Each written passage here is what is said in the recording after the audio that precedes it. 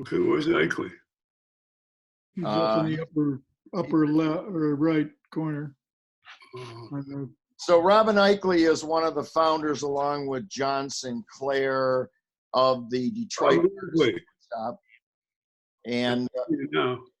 you see him now? All right. So everyone should hit mute except for Robin. On just hit the mute on the little microphone, and that way it will, all the energy will go to Robin. Robin, say something. Howdy, howdy. There you are. So Robin Eichele was at Wayne State University in the early to mid 60s, was part of the Detroit Writers Workshop with John Sinclair and George Tisch and others. And he's from, I think you're from Los Angeles, are you not?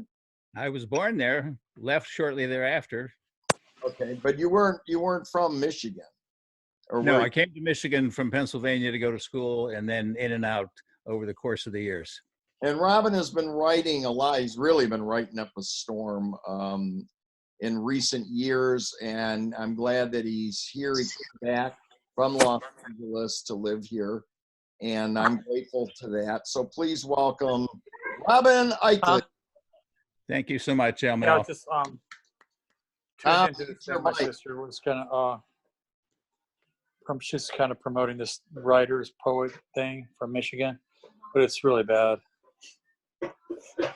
They're old geezers from the 60s and they can't figure out how to Zoom. And yeah, okay. Thank you for the editorial. Okay, thank you very much, ML, and greetings to everyone. Thrilled to be here, as we all are in this present circumstance. The way I find my pieces is they come to me usually between 2 and 5 a.m. So I try to capture them before they get away.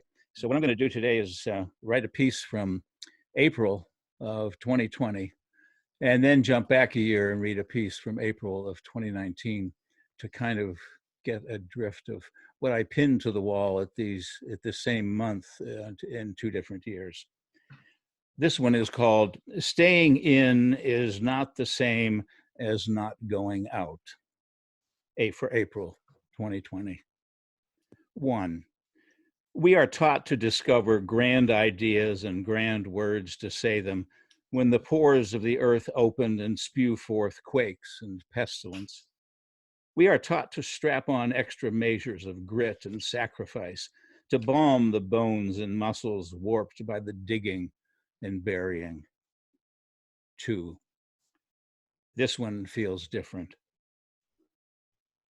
The walls are the same color, yet they are not. Time is so stopped, my procrastination appears to be moving. The essentials are waging war in the glare of the light in the dark, while non-essentials hunker in the isolation of their security. 3. The spirit hand rises in caring for what dangers lurk and what we sign in words we carve to reveal the strength of Olson's breath. While rivers of sirens rupture the banks of widows and orphans to lean on the tortuous measures of limited time. 4. I fail my teachings in the accumulation of weakening odds. Male, 78, A-positive blood, meningitis perforations in the CNS, AFib, sleep apnea, having missed the mortal compromises of COPD, diabetes, and high blood pressure, enough to make it through another night. 5. Now the sensation of my destination chugs from corner tree to corner tree, on the tractor, on the farm, on the fields of my childhood, stuck in reverse where watching where I have been is less painful than twisting my neck to see what it was I thought that I was going. Rising above the field, a spirit drone measuring dimensions unrealized, yet dreamed, following the verticals and tangents. Seeing what was not seen before, cutting ahead to circumspect madness and parcel it out for disposal on That's a embarrassing. distant planet. as soon as this lethal visitation loses its grip. Can everybody hear me okay? I hear some banging going on. Is that another mic on? Or if you can hear me, I'll continue. That's the interference from a phone call. The person, a Zoom user, doesn't have their mute on. John Evans needs to mute his mic. You can send a chat.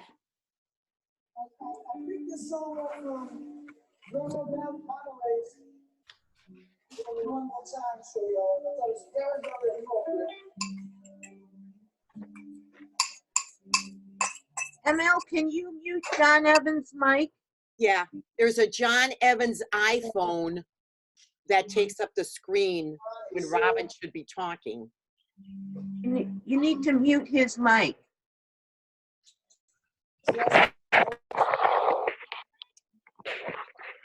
Yeah, sometimes the host can go in and do everybody's. No time. Mute the mic, huh? Took over the show. Hey, what's up? You took over the show. You're gonna hang up your phone. Oh, sorry that.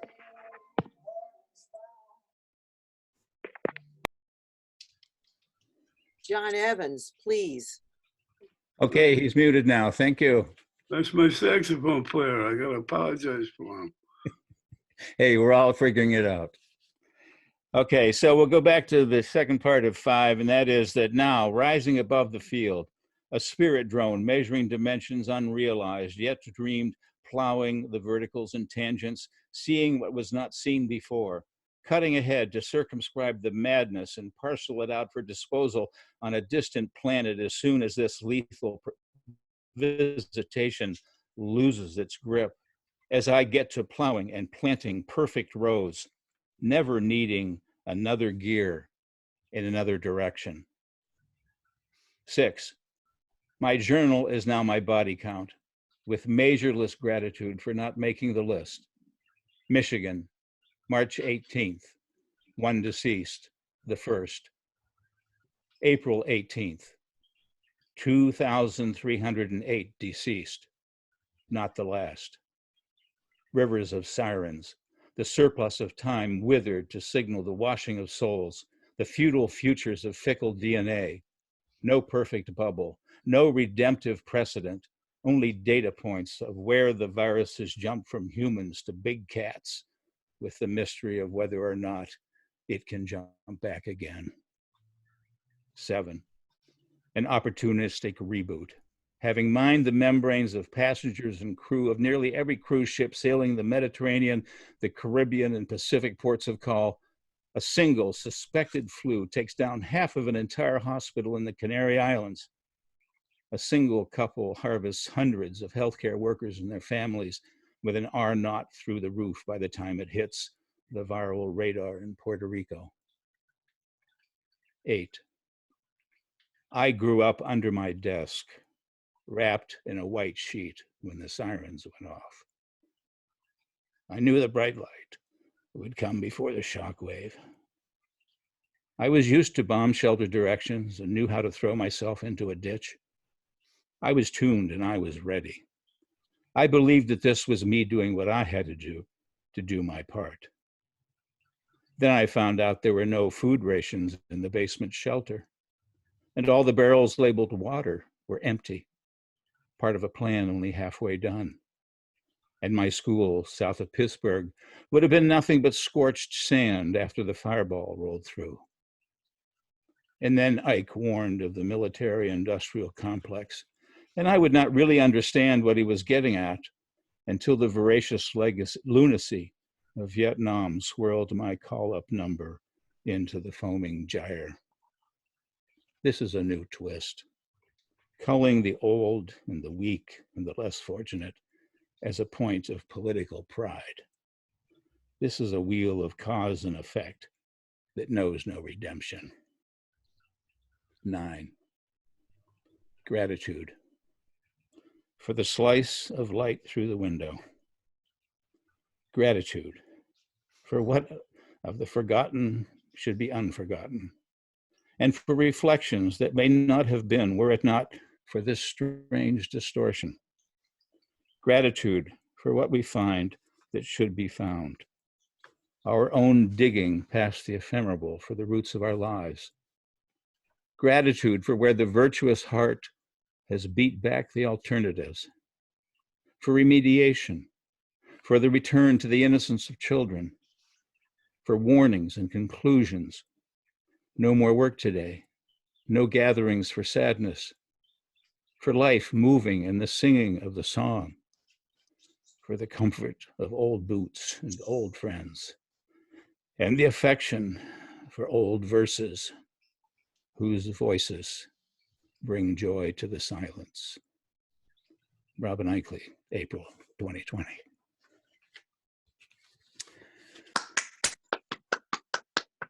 Thank you. This next piece is April a year ago.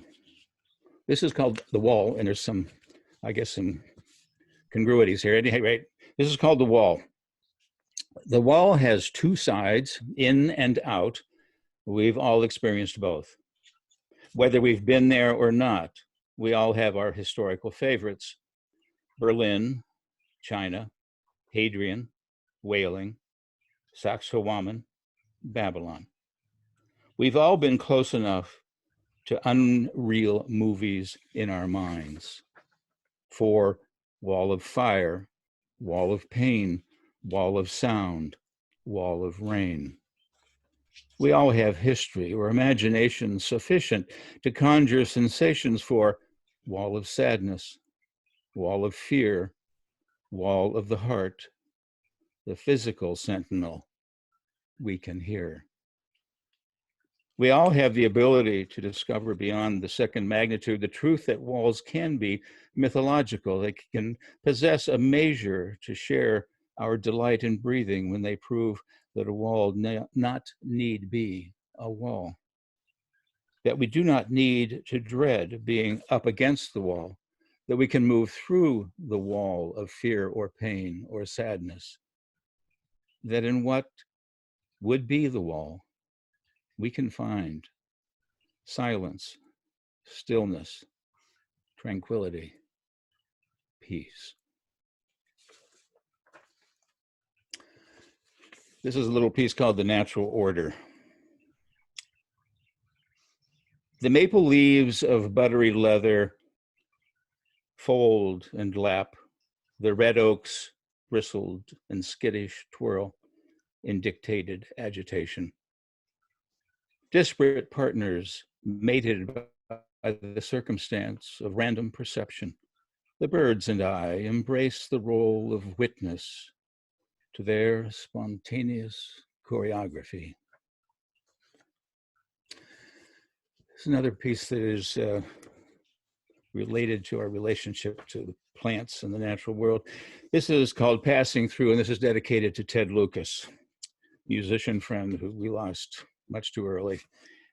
This is for Ted Lucas from the beginning and back around again in 1992. This piece, as many of mine, come in the form of dreams. And this one is a narrative of a dream experience. Ran into him in the middle of the night in the office, pulling archives to find a copy. The light very white and very bright. He in a nearby cube, filing binders of papers. I on my way to an imagined destination, knowing he was there only by a destined moment when he stood and I happened to glance in his direction so that out of the hundreds of cubes and hundreds of people around us, I caught a glimpse of his beard and glasses and bemused smile that told the story of his current incarnation. He was wearing a white shirt and a narrow black tie. When we met in the aisle moments later, his smile was broader and the shirt was now a kurta.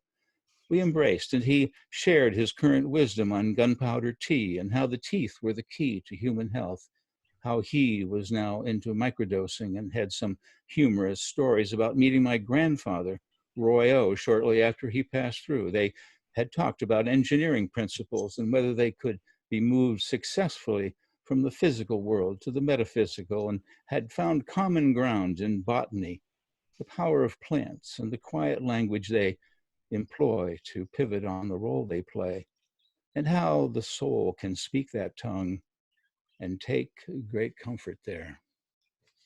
Ted Lucas was a great friend, and I had to say back in the day, we were hanging out pretty heavy in the early 60s, and Ted introduced me through his introduction, or his importation of big wooden crates full of peyote buds.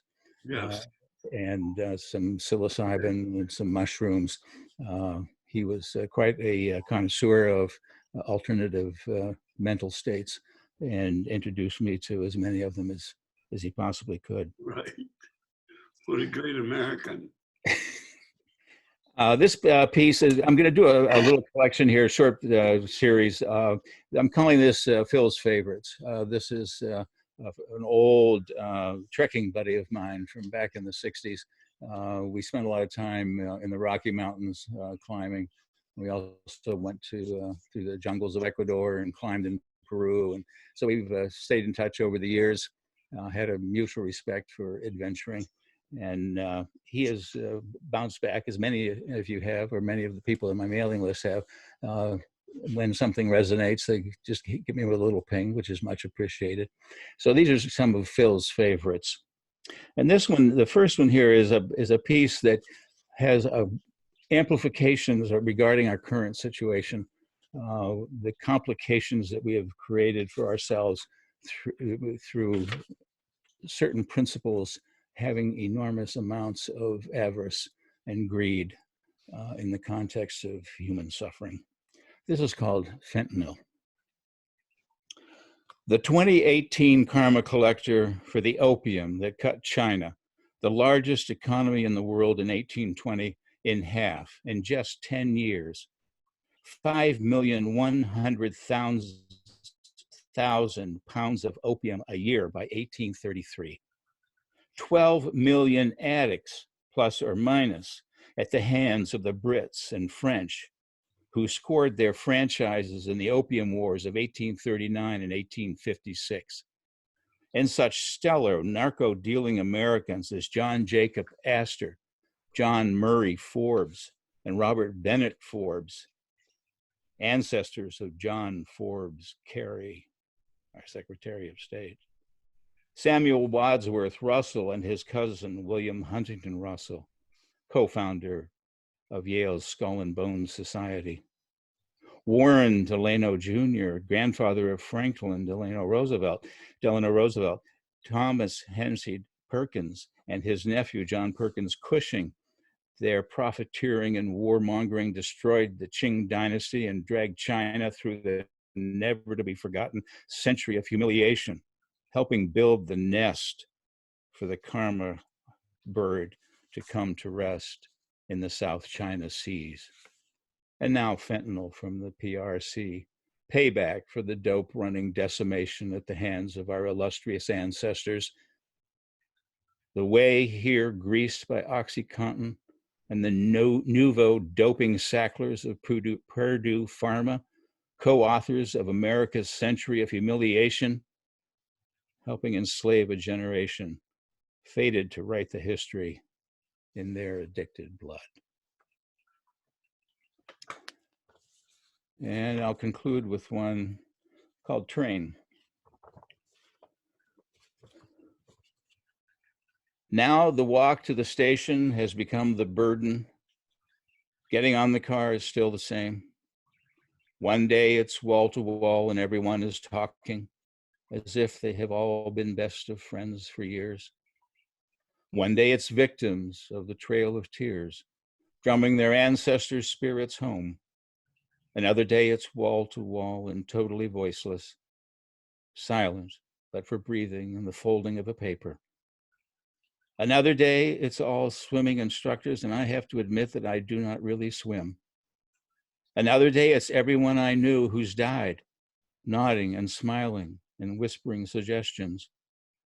And another, it's a car full of poets going to a festival, all jazzed up and spouting words in all directions.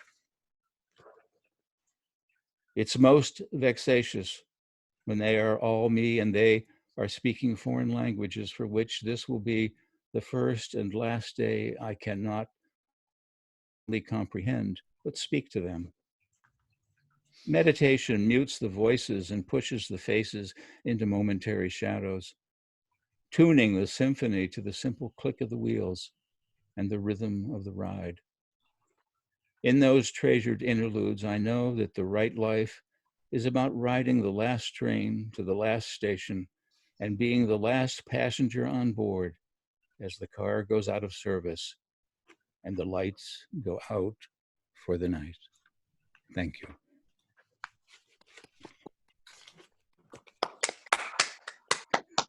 Thank you very much. Thank you. I'm an Eichele.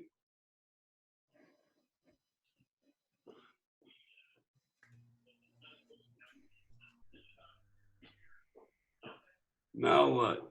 ML, you're muted.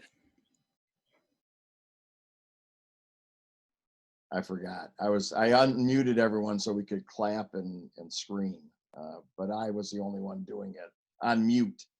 Anyway, Robin Ikely, thank you. Yes. Fantastic. Fantastic. Thank you, Robin. Thank you. Robin actually was the first poet I ever saw in person at Macomb College, and probably, well, Bill Cox used to set all that up. Yeah, he's passed away since, but he used to set all the readings up, and we had a chance to see many, many great writers nationally, international. Saw Michael Horowitz from London there falling around on the floor playing a tiny saxophone. And it's incredible stuff. I want to introduce now Ken Michalowski. His most recent book was This, That, and he's also been putting together a Jim Gustafson book, posthumous book that we're hoping to get out one way or another at some point. So please welcome Ken Mikolowski. All right. Can you hear me? Yes, I can, Ken. All right, good. I can hear you. Listen, I know your attention span, so I'm going to read a bunch. I can't. You just muted Ken. Yeah, muted. Yeah. What's that? I can't hear you. What'd you say?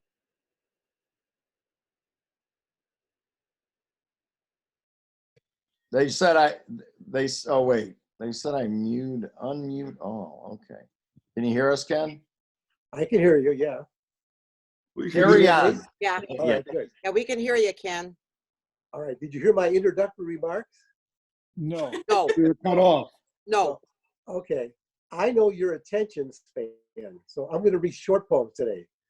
The longest one is 2 lines long, so pay attention, will you? All right, here we go. This is called Poem. Got it? You can't just write anything and call it a poem.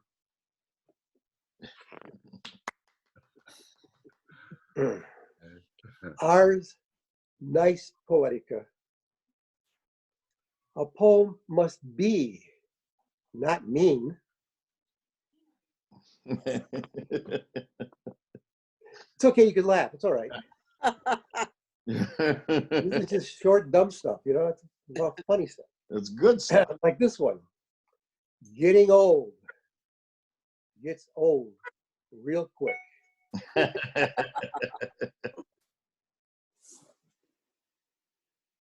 Bald. No more hair there. I know. Fat man blues. I've grown so lonesome since my belly's grown some.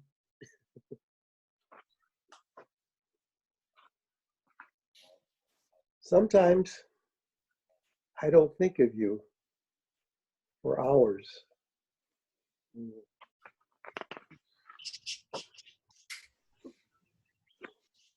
Poetics makes bedfellows estranged. It does. Reality, not really. Authority, Never mind.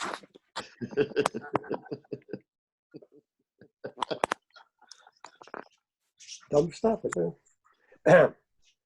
Brad Pitt.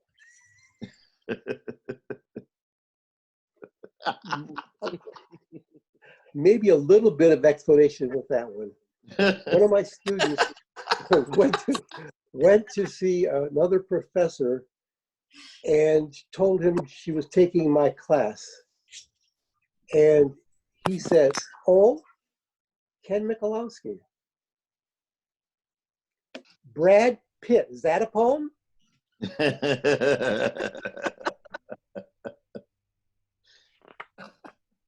You showed him. Yeah. Yeah, right. Homage. I've never met a deadline I've ever met yet.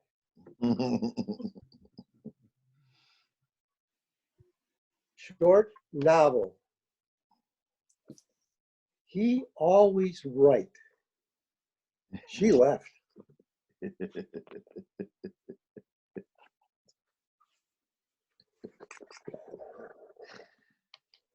Those three little words. You are drunk.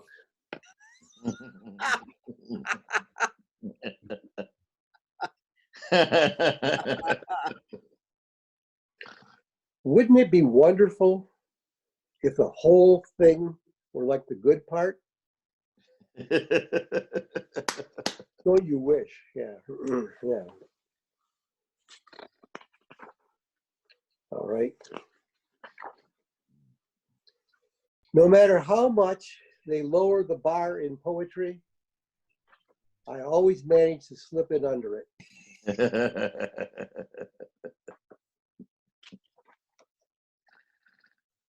Love. Thank you. Call again. Lament. I am not now, nor have I ever been.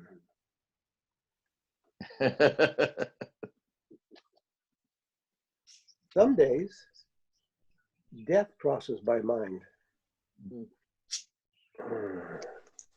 I've been writing a whole lot of death poems lately, a whole lot of death poems. So, sort of begins it.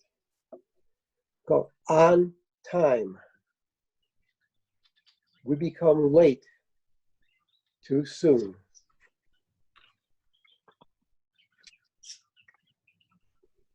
Not the bird, but the shadow of the bird flying.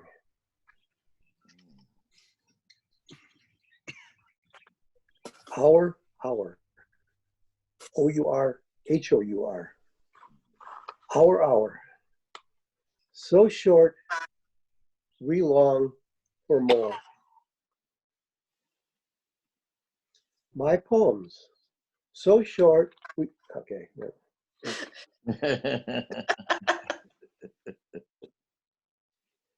Remember me, humorously, posthumously.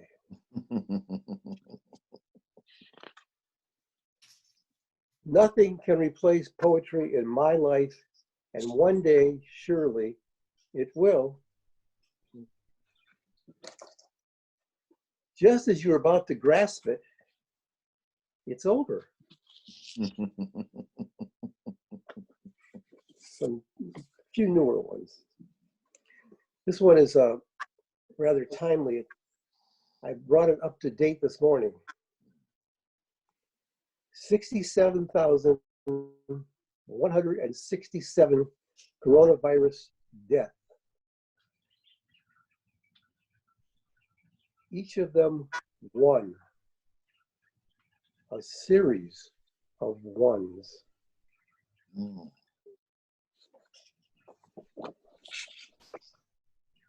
I like the title of this next one. It's called Ken Michalowski.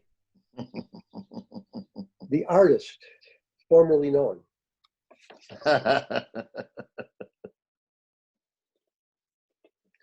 What's old is you again.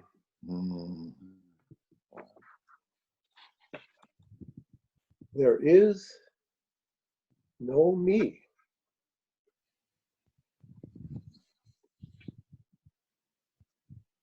Death. I forget you, but you remember me. Mm. Death. Yeah, well, that's that. Death. I'm good with titles, you know. Death. Wake me when it's over. Death. The meaning of life. Wow. Or life. The meaning of death.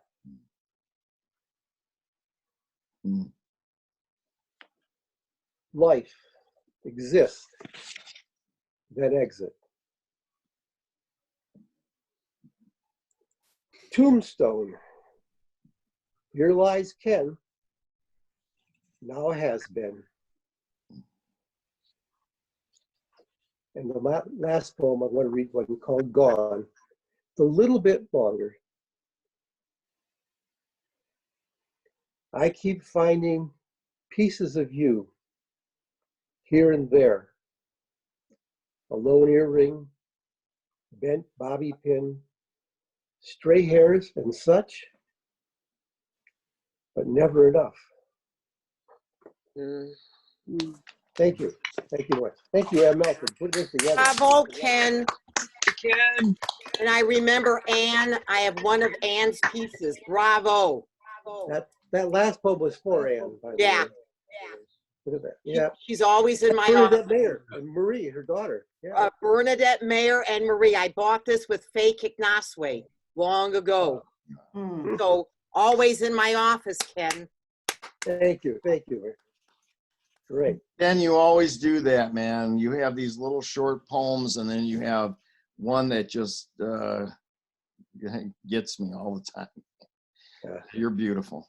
You are. So Ken Michalowski. Next up is Terrific. John Sinclair, who comes to us from his palace down near Wayne State University. And he has a brand new book he started writing this in the early 80s.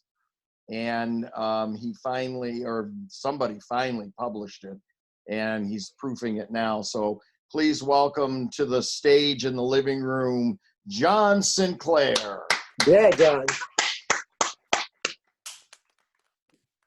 Looks like Ken Mikolowski to me. You're here. Whoever's talking it gets like Lolita's laughing, so she's on the screen. Go ahead, John. I don't even see myself. Am I on there? Yeah. Yes, you are. Don't I get the big screen? Yeah, you have to hit the thing that says the speaker or something like that is focused. Yes, switch to active speaker. Yeah, active speaker. I don't see that. Well, we see you clearly. It might say speaker view. It's the upper right-hand corner. Oh, upper right-hand corner.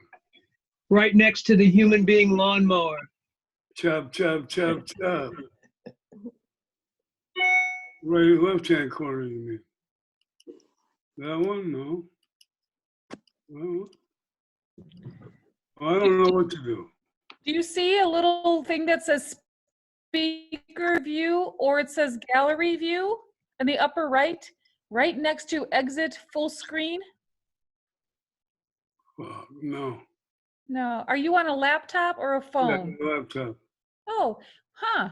Hover your mouse over the upper right of your screen. Yeah, it looks like a little square of dots. Yeah. Hover there or hit that and it will say speaker view. And that's you. Speaker view. Yeah. Can you see yourself? George Drury. Oh, hey, George, thanks for sending those books too, by the way. Do you see yourself, John? No. No, he's gone. Oh, dear. Oh, John. There you are. You're back. Making the wrong choices. Okay, well, we can see you. Pretend like you can see us. Yeah. Okay. We see you clearly. Speaker view. Yeah. Well, I don't get to all the vocals anyway, so. I'm going to read one of my favorites. It's great to have all these poems in one place. I mean, they're always in one place in your manuscript, but you can't really pick it up anymore without a printer. I do everything online. I like to read this one. It's number 20. You know, I set out to 1982, the great pianist named Thelonious Monk passed away. And he had been not performing for the last 10 years of his life. So he was kind of out of the picture. You didn't hear his music too much or think of him too much, although he was always regarded as a great American composer and bandleader and pianist. So I thought, Jesus Christ, I've been following this guy since the late 50s when I started listening to jazz. And I don't really know his work that well. Now he's gone. I feel like an idiot.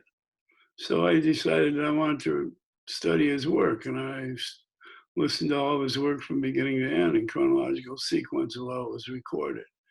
I figured it all out, and then I thought, God, this is really a fucking monumental achievement, and I'd like to salute this some way, so I think I'd like to write a poem for each piece that he ever recorded.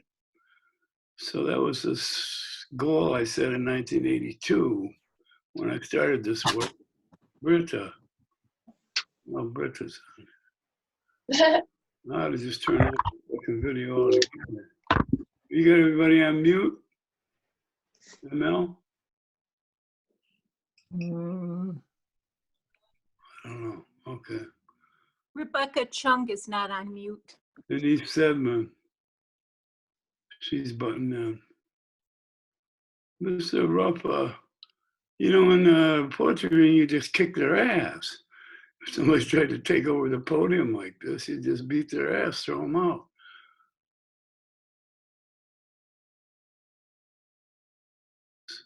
Am I muted? Not now. Am I talking? Okay. Britta.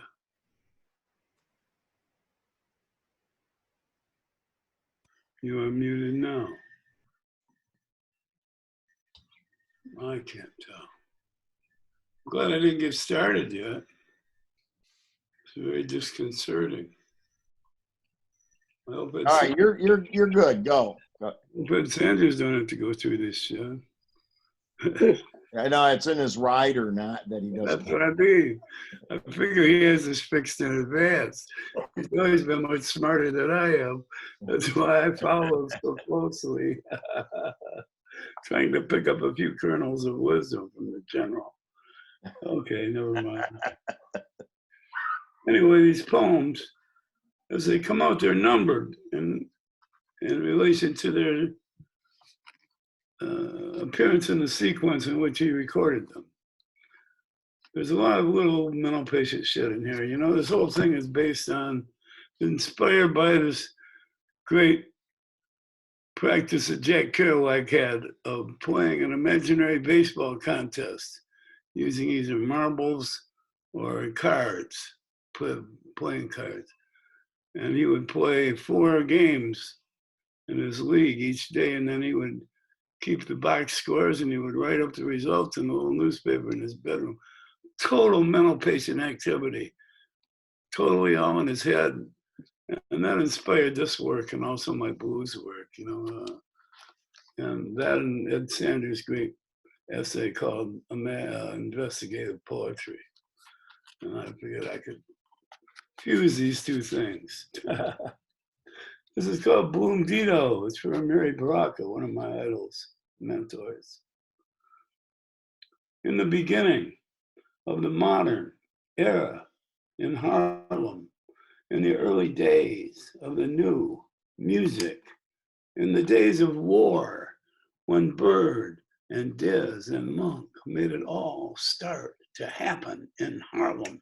Late at night, the music hit hard and deep. Monk and Bird and Dizzy turned it all around and made it fit what was happening in New York City. The war, the sound of modern city life in Harlem or in Midtown, downtown. Monk and Bird and Dizzy made the music fit. They made it fit. They made the music come to life. They made life come to the music. They made it bloom, bloom dido, bloom dido, bloom diddy bop, bop, bop. They made it bloom like a gigantic flower or millions of flowers in a magnificent garden. Bop. They gave it life and made it bloom, dido, bop. And great flowers emerged in the middle of the night. They made it bloom. They gave it life. They made it all happen at once. Yeah, thanks. This is the next one, number 22. I like this one a lot. I got a new record coming out sometime this year with the Planet D Nonette. We did a concert at the Scarab Club a couple years ago that was all Thelonious Monk music and poems. It was a great experience for me, and they recorded it. They ran into some problems with the recording. It took them 2 years to straighten out the problems. Now they got it, and they're about to put it out as a double LP. Yeah, so this is in there. I was listening to this. An Oscar for Treadwell is dedicated to my old pal Paul Lichter, my pal in Cincinnati, Ron Esposito, and the great Oscar Treadwell. An Oscar for Treadwell. It's a Bird tune with Monk on piano. Shoot a straight line back through time from the 6th of June, 1950, midway through the 20th. Shoot it through the center point of a human triangle made of spirit and flesh, Monk and Bird and Dizzy. Shoot it back to the end of the 1930s in New York City, Harlem, Clark Monroe's uptown house at 132nd Street and 7th Avenue on the old site of the Rhythm Club, where the set started at 4 a.m. And the house band was Bird sometimes, Vic Colson and George Treadwell on trumpets, Alan Tinney piano, Ebenezer Paul on bass, and from Brooklyn, a very young Max Roach at the drums. And leading the band, the man with the plan so tight that they named the joint after him, Clark Monroe, the Dark Gable, with a sharp eye for business and a regular hit for the band in Midtown every night from 9 p.m. to 3 a.m., 7 days a week, with every 7th week off. Georgie J. 78th Street Tap Room employed this splendid ensemble, with Clark Monroe doing his little dance steps, fronting the band all night. And then they would tear off to Harlem and hit after the tap room gig from 4 to 8 a.m. at the Uptown House, 7 mornings a week, all juiced up and ready to cook through dawn with anybody who was ready to sit in. The Clark Monroe outfit set the pace with its tight little arrangements and the trumpet of Vic Colson. Then players would come up to Monroe's from all over town after their gigs, or if they were in the city with the big bands that toured, they would come up to Harlem and get with what was happening in the jazz center of the world, where the cats who could really play were cutting a new edge on the shape of the music, pointing it into the future out in front of them, where they could kick it square in the ass and make it go where it had never gone before. In 1942, when the new music called bebop was new, like even before it was called bebop, and Monk and Bird and Dizzy were wild young men of music with insane ideas and incredible technique, desperate to push the music forward at Clark Monroe's Uptown House, where Coleman Hawkins and Roy Eldridge say, and 5 cats from the Glenn Miller Band, plus Lester Young, Billie Holiday, a few students from Columbia, including Jack Kerouac and Jerry Newman, who took down the music on his little wire recorder that his daddy bought him for college, plus some sailors on leave, whores, pimps, and dope sellers, young musicians like Monk and Benny Harris. There might be Dexter Gordon in town from the West Coast with the Betty Carter Orchestra, and more cats from Harlem with their lady friends. This would be the crowd between 4 and 8 in the morning when the music would start to take off. And Bird would play some shit on Cherokee that would make people's jaws drop. Whew. Where did this motherfucker come from? Thrusting his intelligence and drive into the heart of the old music, cutting a new channel where something could be said about what was happening right now. Bam, bop, splee, dooey, ooh, bop. This was the way so many people have been feeling inside. And Say Dizzy climbs up on the stand and puts in his $200 million worth. And suddenly there's Monk at the piano and Kenny Clark, Coup Mop on drums. And Coleman Hawkins says, whoa, let me get up here with these young bloods and feel this out for myself. Ba weep, splat doop, splooey dooey rebop. This is the shit. Bluey bop she bam. The heavens opened up and the holy feeling entered the participants from above and below until they were infused with the new spirit of the new music. Bluey, bebop, Bird and Monk and Dizzy wailing through the Harlem night at Clark Monroe's uptown house, turning on the world and spinning it around on a whole different axis. Yeah. Huh. Thanks, Ed.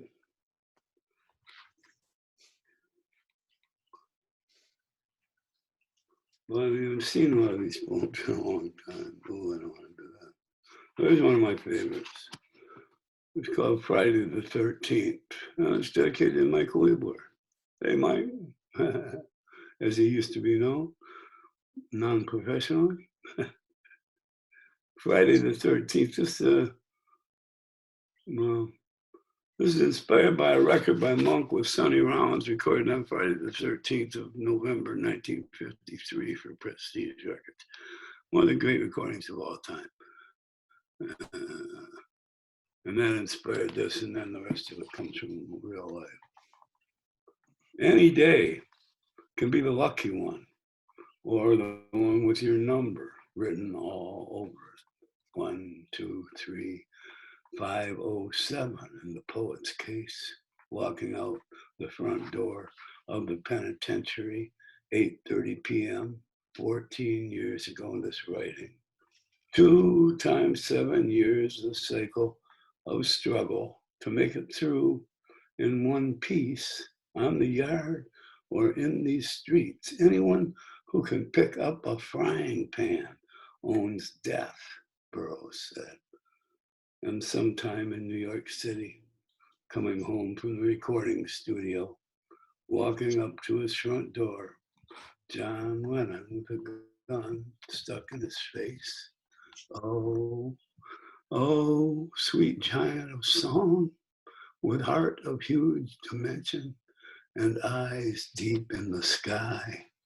There has to be a day when each of us must pass beyond this tedious sphere to enter some wondrous place of which we do not know whether we're ready or not. Some other place or space out of time where no punk with a weapon will ever press you again or blow up your face out of the depths of his madness. No one will hold us against our will in a cell with bars in front and back, 6 feet by 8 feet by 10 feet high. No one will take us out of our natural lives and send us away from here by means of some murderous fantasy in which we are denied everything we have lived for. Oh, please let us die at the end of our own time and not before. Free in our world of strife, let us have life as long as we can. And please, let there be men like Monk and John Lennon to share their hearts and light up our ways as long as we may live. Thank you. Thank you, John. Yeah, John. How long do I go? You can do another one, and then we'll get Ed up there. Better pick a good one, then. If I gotta set up Ed Sanders, I better pick a good one. What's the title of the book, John? It's called Always Know. That was Monk's motto, always know, a book of Monk. It's in 4 volumes. This was the first 2 volumes in here. I'm hoping this will inspire me to finish the other 2. I started this a long time ago. Okay, this is a good envoy. This is the first one that I wrote in this whole project. I was listening to this brilliant fucking performance of Carolina Moon by Thelonious Monk. And I was inspired to write this, and this kicked off this whole idea. Carolina Moon.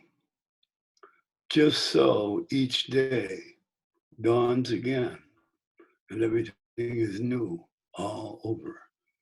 Were it not for you, O great monk, and your magic ilk, it would stay the same way all the time. That big, fat, stinky moon just rotting in the sky. Thanks.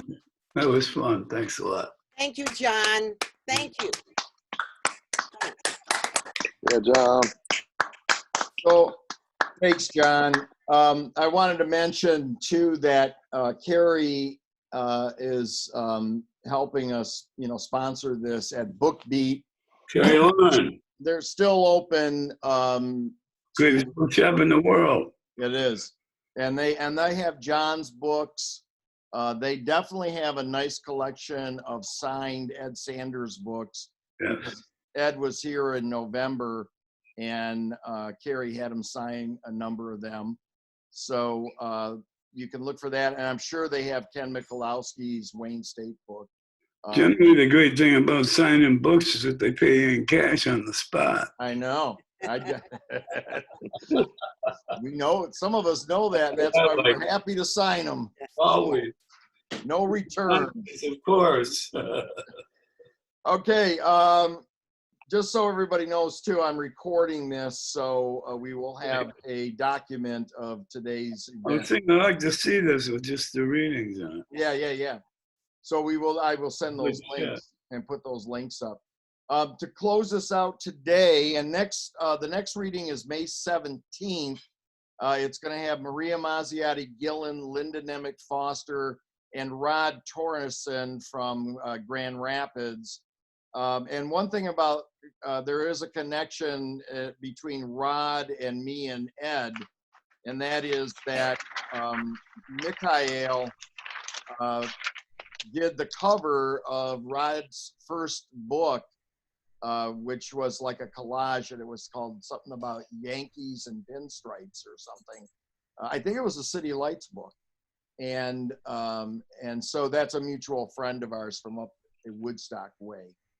I gotta let some people in the room, but let me welcome Ed Sanders, a longtime friend to Detroiters and to the Artist Workshop, and myself.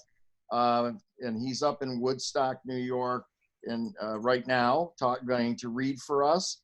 And his memoir or autobiography is called Fug You. And I'm sure Carrie has a number of those signed as well. So please welcome Ed Sanders. Yeah. Hey, Hi. Can you see me and hear me, I guess? Yes. Yes. Yes, we can. So I'm going to read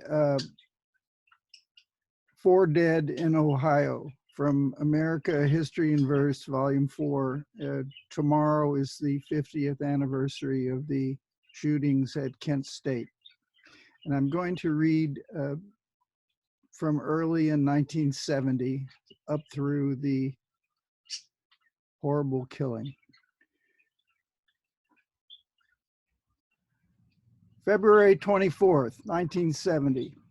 Racist axe head Governor Lester Maddox of Georgia handed out axe handles in a Washington restaurant in honor of the time years before when he waved axe handles to keep blacks from coming into his restaurant in Atlanta.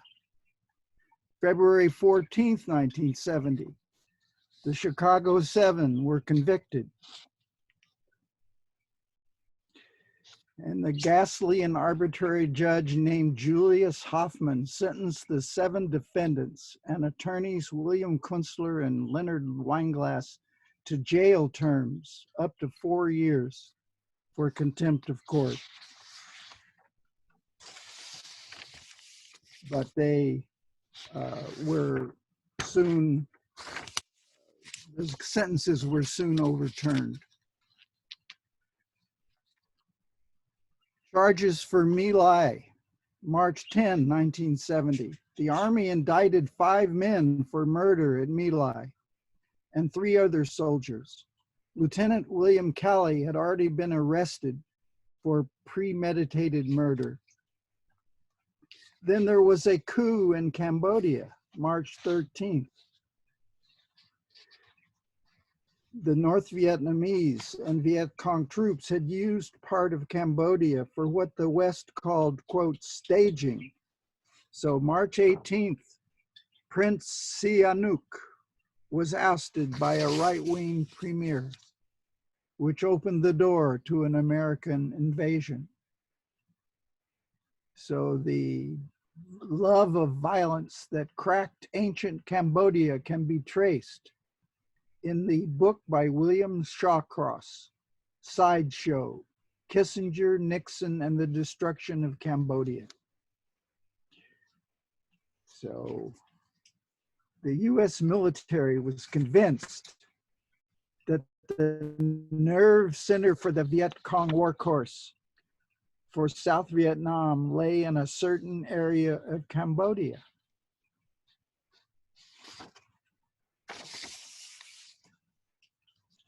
Then came Earth Day, April 22nd, 1970.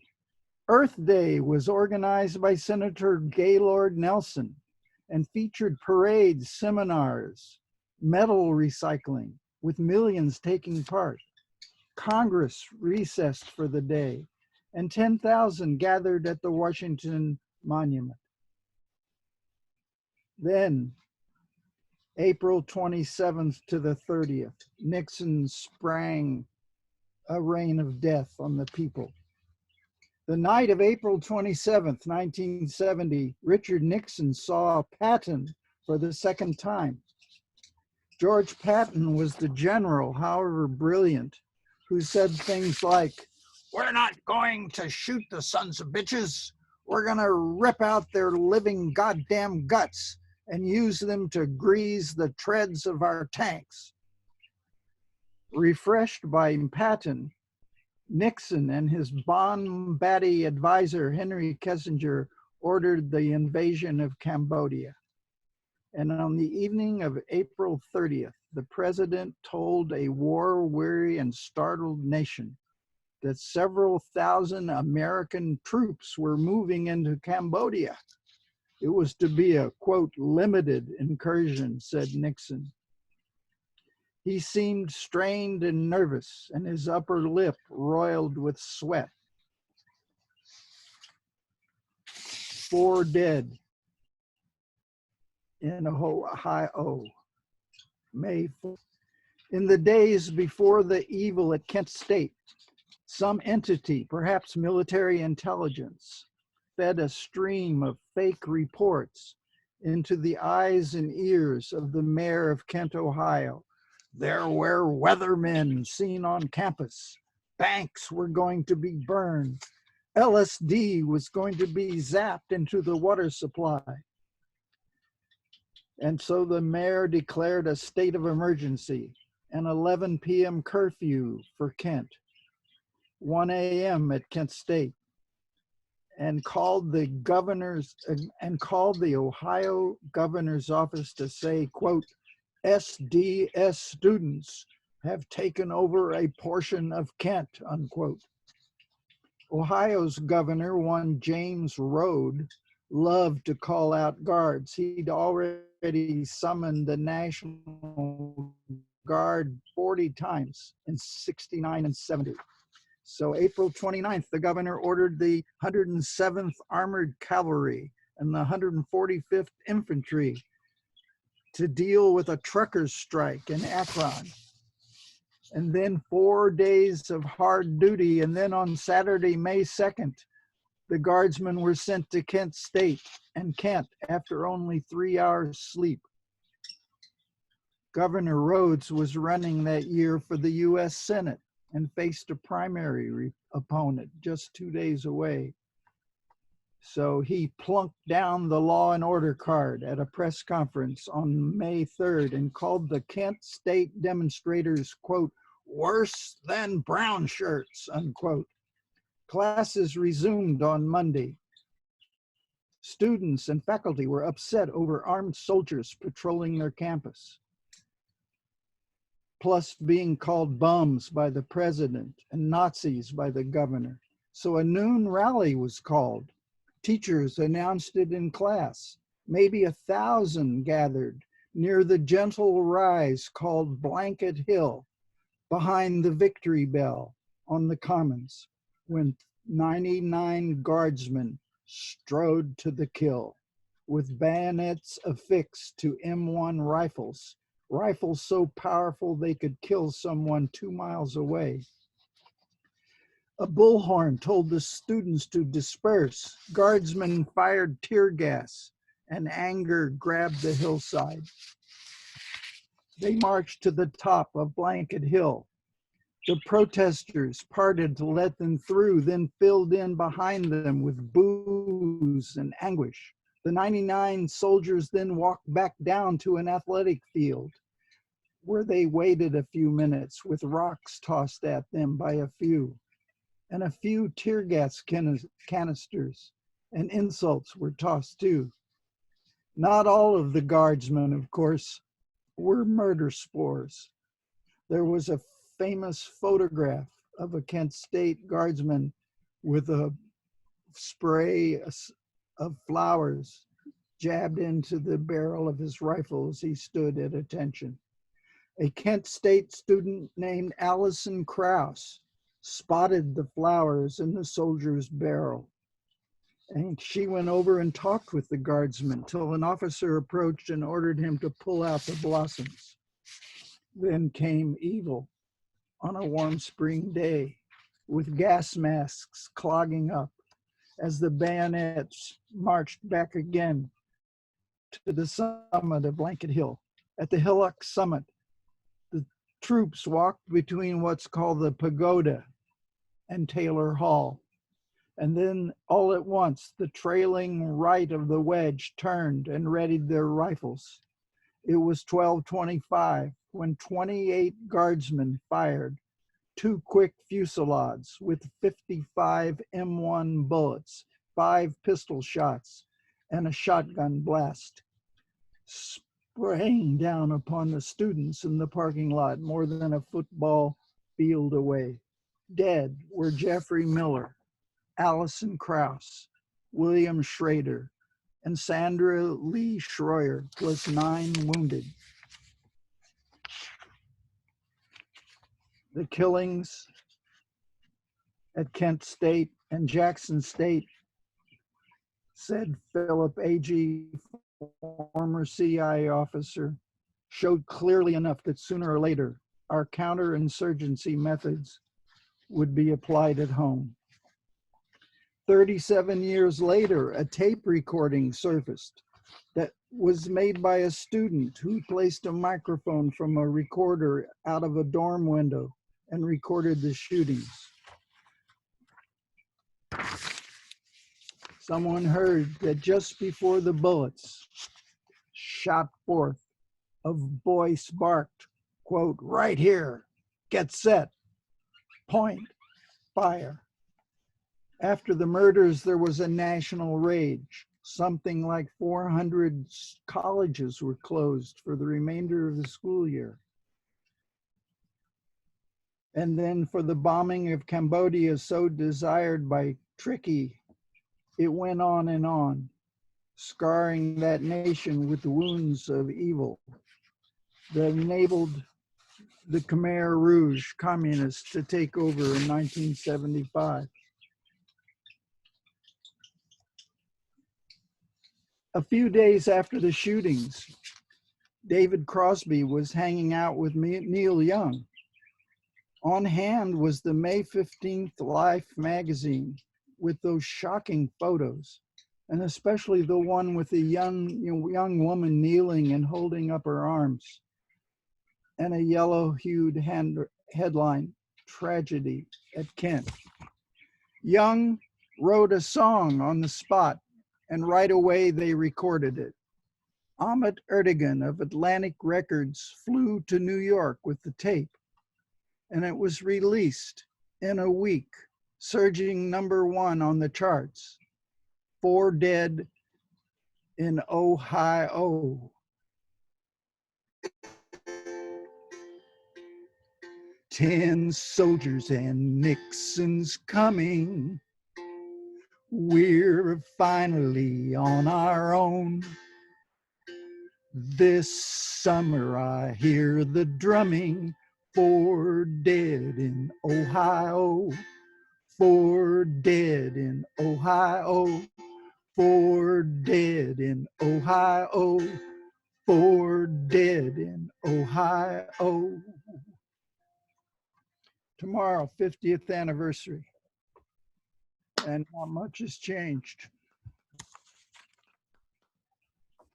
Ed Sanders. Thank you, Ed. Nice being here. Hooray. Hooray. So I want to thank Robin, who in his library there over his right shoulder, I think, there's several of Ed's history books I saw on the shelf there. Carrie has some of them too, if not at least 1 or 2 from each year that he did the history of America. And his Fug U, John Sinclair's collected or selected work is there, and other stuff that John has done is available. Robin, his stuff, he sends his stuff out on a fairly regular basis, and it's like I think John was saying, very, very good stuff that comes through. And Ken Michalowski, this, that, and other things. We're just grateful to have all of you guys together in one room. I'm sorry that it took a little confusion, but I will try to sort out which account I'm using when I'm using it. I want to say one thing on that, Mike, if I could. Yeah. When I started out writing poetry in the early 60s, and I met Robin Eichele, and I was attracted to the work of Edward Sanders. It was preposterous for young men like us to want to become poets. It was a whole new thing for a whole bunch of us to want to become poets. In Detroit, we had the artist workshop, and along with me and Robin, there was a lot of other people, starting with George Tish. And Mikolowski became part of that. It was a beautiful thing. And now here we are in fucking 2020, And here's these old motherfuckers, and we're still kicking ass. I like that. Oh, well put, well put. Ed, thank you for beaming in front of the painting by William Blake from your home in Woodstock, New York. So thanks to everybody. We are going to, the next one will be May 17th, and Maria Mazziotti Gillen from Patterson, New Jersey will be here along with Linda Nemec Foster and Rod Torreson from Grand Rapids. And then we have a May 31st event with Carolyn Maughan and Lolita Hernandez will be on that. And Frankie the K will play some piano. So you got to tune back in now that you guys know how to get here. Yeah. Yeah, please come back for May 17th. It'll be I'm honored to read with Maria and Ron. Yeah, Maria is a classic, and we're glad to have her back with Linda and Rod. So thanks, everybody. Thank you very much. Thank you, ML. Thank you, ML. Thank you. Bye. Thank Anybody you, ML. wants Great day. Robin- Great day. Anybody Yeah. wants Robin's email so you can be on his list, email me and I'll shoot you an email. Okay. Yes, please ping me and I'll be glad to add you. Thank you. Yeah, see the Sanders book right there? Good Hey, stuff. thanks, everybody. Bye. Thank you. Bye. Bye for now. Have a great Bye. day. Robin. Thanks, George, again. All right, take care now. Thank you. Bye-bye. Thank you.